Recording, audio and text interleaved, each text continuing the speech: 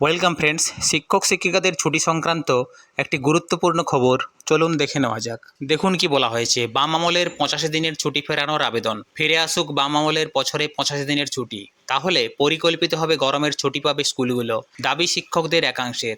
এখন বছরে 65 দিন ছুটির মধ্যে গরমের ছুটি থাকছে মাত্র 10 দিন। শিক্ষকদের মতে পশ্চিমবঙ্গের মতো গ্রীষ্মপ্রধান রাজ্যে যা বাস্তবসম্মত নয়।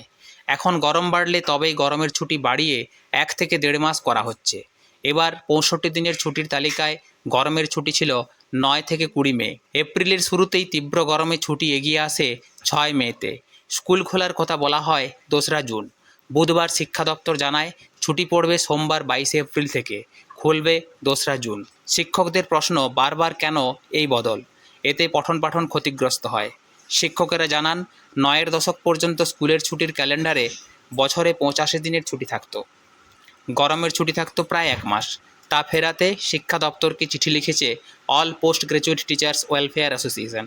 সংগঠনের সম্পাদক চন্দন গড়াইয়ের দাবি, অপরিকল্পিতভাবে গরমের ছুটি না বাড়িয়ে বছরের শুরুতে আগের মতো 85 দিনের ছুটি দেওয়া হোক। শিক্ষক নেতা নবকুমার কর্মকারের কথায়, গত কয়েক বছর ধরেই এপ্রিলের গোড়ায় তীব্র গরম পড়ে যাচ্ছে।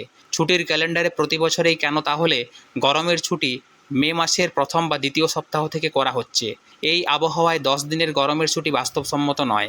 এদিন শিক্ষা দপ্তরের বিজ্ঞপ্তিতে বলা হয়েছে, ভোটের ডিউটি বা নির্বাচন কমিশনের কোনো কাজ ছাড়া এই গরমের ছুটি পাবেন শিক্ষক শিক্ষাকর্মীরাও। দার্জিলিং কালিম্পং অবশ্য এই ছুটির আওতায় আসছে না।